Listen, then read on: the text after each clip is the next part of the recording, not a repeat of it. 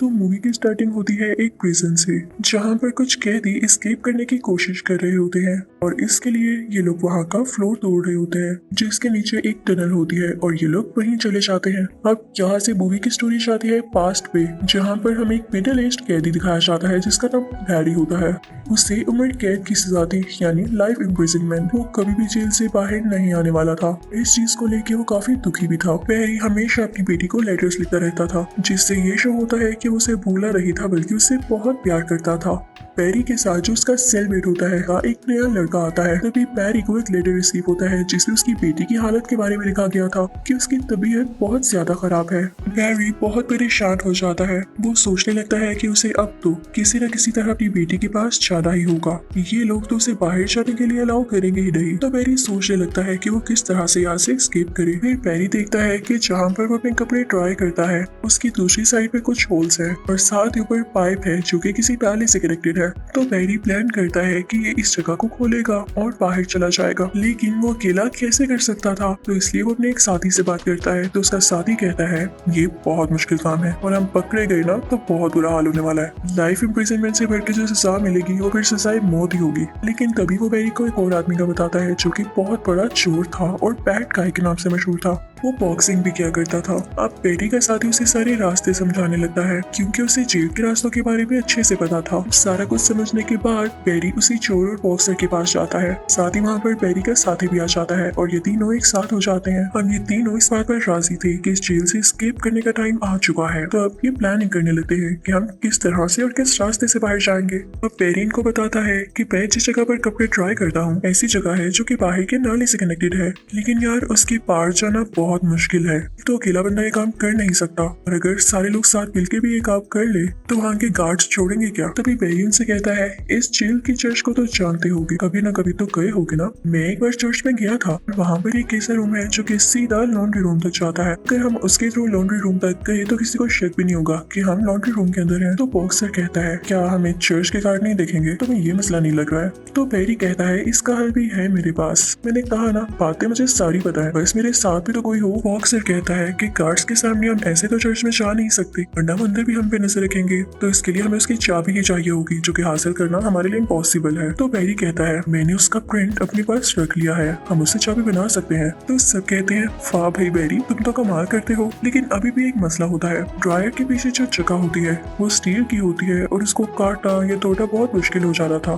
तो बॉक्सर कहता है कि ये काम तुम लोग मुझ पर छोड़ दो, मैं एक लोहे की रोड बता सकता हूँ। मेरे पास कुछ लोहा पड़ा हुआ है, लेकिन उसकी प्रॉपर मोल्डिंग के लिए मुझे एक डायमंड चाहिए होगा और वही हमारी मदद करेगा। तो बाकी दोनों कहते हैं तुम हीरा कहाँ से लोगे? तो बॉक्सर बताता है यहीं पर एक बहुत बड़ा फाइटर भी है, उसके दांत में हीरा लगा हुआ है और जब भी उसकी किसी से लड़ाई होती है तो बाकी कैदी पर पैसे लगाते हैं, शर्त लगाते हैं कि कौन जीतेगा। अच्छा अब हमें पैसों की तो जरूरत नहीं है, जरूरत है हमें हीरे की, और इसके लिए जाहिर है मुझे उस फाइटर से फाइट करनी होगी। डरता तो मैं भी किसी से नहीं हूँ और फाइट करने में हर्ज क्या है, हमें टाइमिंग मिल सकता है। लेकिन असल बात तो ये थी कि वो फाइटर बहुत खतरनाक था और हमेशा सबको हरा देता था। अब शुरू होती है फाइटिंग। वो बॉक्सर और वो फाइटर आमने सामने होते हैं। वो ह्यूज फाइटर बॉक्सर को इतना मारता है कि बेचारा गिर जाता है, लेकिन बॉक्सर ने भी हिम्मत नहीं हारी थी। उसने भी जैसे तैसे करके फाइटर का बदन तोड़ ही लिया था जिसमें हीरा लगा हुआ था। चलो चोट लगवाने का कोई तो फायदा हुआ।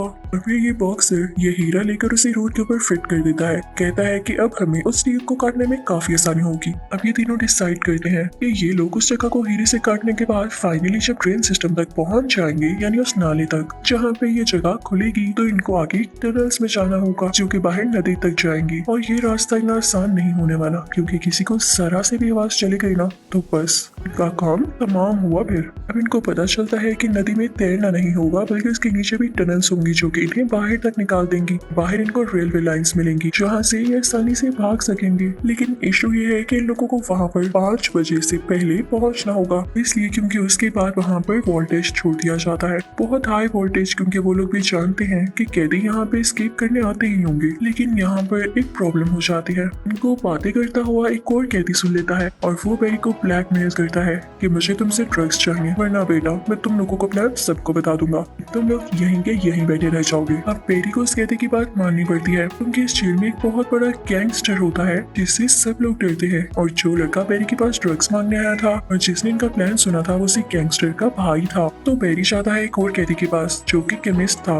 उसने अपनी लाइफ में बहुत सी चीजें बनाई और यहाँ जेल में आकर भी वो ड्रग्स बनाया करता था। तो बेरी से सीक्रेटली कहता है, बात सुनो, क्या तुम मेरे लिए हाफ केजी ड्रग्स बना सकते हो? मुझे किसी पागल को देनी है। तो वो केमिस्ट कहता है, मैं तुम्हारे लिए क्यों बनाऊंगा?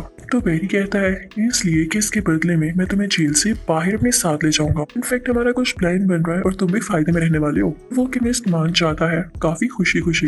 अब वो लड़का बेरी के पास ड्रग्स लेने आता है तो बेरी उसे ड्रग्स देते हुए कहता है कि ये लो, तुम्हारा काम पूरा हुआ, अब जुबान बंद रखना। लेकिन यही लड़का जो कि एक ड्रग एडिक्ट था, अपने होश खोकर बेरी के सेलमेट को काफी तंग किया करता था, उसे टॉर्चर किया करता था। और यहाँ पर बेरी के सेलमेट को मौका मिल चुका था कि वो उसे अपना बदला ले। वो उसे काफी मारने लगता है और एक तकिए से उसका सांस बंद करने लगता है। उसे चेयर्स और रोड से इतना ज्यादा मारता है कि वो काफी जख्मी हो जाता है और बाहर निकलते हुए वो स्टेयर से नीचे गिर जाता है और मर जाता है। तभी उस लड़के का बड़ा भाई जो कि गैंगस्टर होता है और उसका नाम रिजा होता है, बेरी के पास आता है। कहता है, मेरा भाई आखिरी बार तुम्हारे पास आया था, उसे क्या हुआ है? तो बेरी उसे कुछ नहीं बताता। तो रिजा कहता है, मैं जानता हूँ मेरे भाई को तुम्हारे सेलमेट ने मारा है, बेहतर होगा कि आज रात तुम उसके साथ मुझसे मिलने आओ, वरना तुम्हारा ऐसा हाल करूंगा कि तुम याद रखोगे। यहाँ पर बेरी कुछ परेशान सा हो जाता है क्योंकि आज रात ही उन लोगों ने यहाँ से एस्केप करना होता है और अगर वो अपने सेलमेट को रिजा के पास ना लेकर जाए तो फिर बुरा होगा। ये तो रिजा भी कह चुका था। लेकिन इससे पहले कि रात होती, कोई लेडी बेरी से मिलने आती है और उसे बताती है,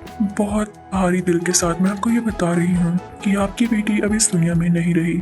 और ये चीज तो बेरी को तोड़ देती है। ये हम भी जानते हैं कि बेरी सिर्फ और सिर्फ अपनी बेटी के लिए जेल से निकल रहा था, लेकिन अब उसकी सारी की सारी प्लानिंग, उसके ड्रीम्स मिट्टी में मिल चुके थे। उसे काफी दुख होने लगता है अपनी लाइफ पर कि वो अपनी बेटी के लिए कुछ न कर सका। खैर अब वो सीधा अपने सेलमेट के पास जाता है और उसे कहता है, रिजा तुम्हें बुला रहा है, लेकिन तुम वहाँ पर ना जाना। वो अपने सेलमेट को अपनी बेटी की पिक्चर देता है और कहता है कि ये मेरे साथी को दे देना जिसके साथ बेरी भागने वाला था। यहाँ पर हमें कुछ कुछ समझ आने लगता है कि बेरी का इस जेल से भागने का मकसद ही खत्म हो गया। तो वो अपनी जगह अपने सेलमेट को इस जेल से आजाद करवाना चाहता था। तो उसने उसे रिजा के पास इसलिए नहीं भेजा क्योंकि रिजा उसका क्या बिगाड़ सकता था। उसने उसको ये ब्लैकमेल किया था कि मैं तुम्हारी बेटी को मरवा दूंगा, लेकिन वो बेचारी तो ऑलरेडी मर चुकी है।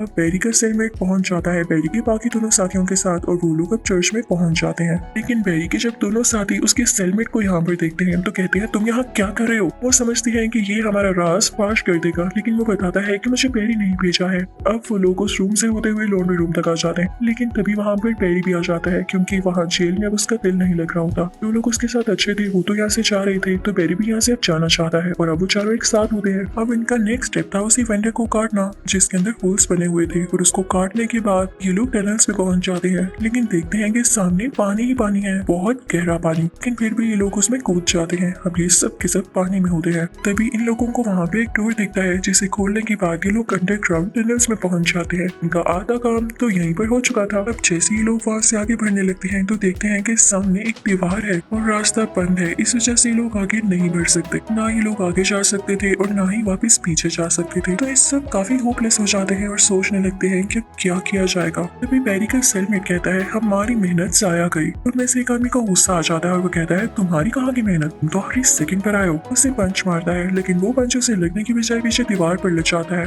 उसमें एक स्पेस बन जाती है तो इनको पता चलता है कि ये दीवार बनी हुई है मिट्टी की, इसे गिराया जा सकता है। उनके पास वो जो टूल होता है डायमंड और लोहे का, इससे वो दीवार को स्क्रैच करने लगते हैं और जल्दी उसमें एक बहुत बड़ा होल बना देते हैं। अब ये सारे लोग आगे बढ़ने लगते हैं, लेकिन इनमें से एक आदमी पर काफी ज्यादा मिट्टी गिर जाती है जिससे उसका सांस बंद होने लगता है। ये बेरी का वही साथी होता है जिससे बेरी ने सबसे पहले अपना प्लान डिस्कस किया था। तो केमिस्ट उसे अपने शोल्डर्स पर लेके आगे बढ़ने लगता है, लेकिन जल्दी उस आदमी की डेथ हो जाती है और ये लोग उसे यहीं पर छोड़कर आगे बढ़ने लगते हैं। अब इनके पास उधर जाने के लिए सिर्फ एक घंटा बाकी होता है क्योंकि 5 बजे के बाद वहाँ पर करंट छोड़ दिया जाना था। अब आगे चलते चलते इनको रियलाइज होता है कि जैसे इनका कोई पीछा कर रहा है तो ये लोग पानी में कूद जाते हैं। स्विम करते करते ये लोग उसके दूसरे किनारे पर आ जाते हैं और वहाँ से ये लोग रेलवे ट्रैक्स पर चलने लगते हैं। उस पर चलते चलते केमिस्ट का पाँव एक रेलवे ट्रैक में फंस जाता है और बॉक्सर उसकी मदद करने लगता है। लेकिन ये टाइम ठीक नहीं था, बहुत देर हो चुकी थी क्योंकि पीछे से एक ट्रेन आ रही थी और इनके पास भागने तक का टाइम नहीं होता। ट्रेन इन दोनों को कुचल देती है। अब बाकी बचे थे सिर्फ और सिर्फ पेरी और उसका वही सेलमेट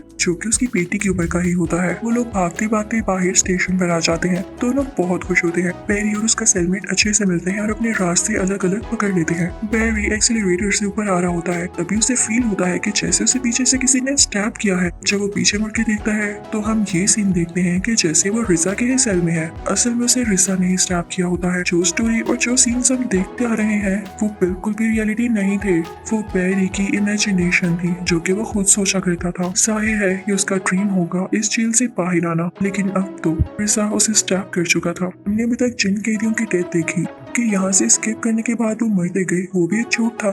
वो यहाँ से निकल भी गए होंगे, क्या पता तब तक वो चारों उस स्टेशन पर भी पहुंच चुके हों। पेरी तो यहीं पर था और इसने कभी इनको ज्वाइन किया ही नहीं था, क्योंकि मूवी के लास्ट सीन में हमें वो चारों जिंदा दिखाए जाते हैं जब वो टनल में पहुंच चुके थे। फिर हम देखते हैं कि पेरी मर चुका है, लेकिन मरने से पहले उसे ख्वाब सा आता है जो कि मोस्ट प्रोबेबली उसकी अपनी इमेजिनेशन भी होगी कि वो अपनी बेटी को एक जगह पर खड़ा हुआ देखता है। वो उसको गले से लगा लेता है और उसे कहता है कि मैंने तुम्हें बहुत याद किया। इसी के साथ ये मूवी द एस्केपिस्ट यहीं खत्म होती है। Thank you for watching.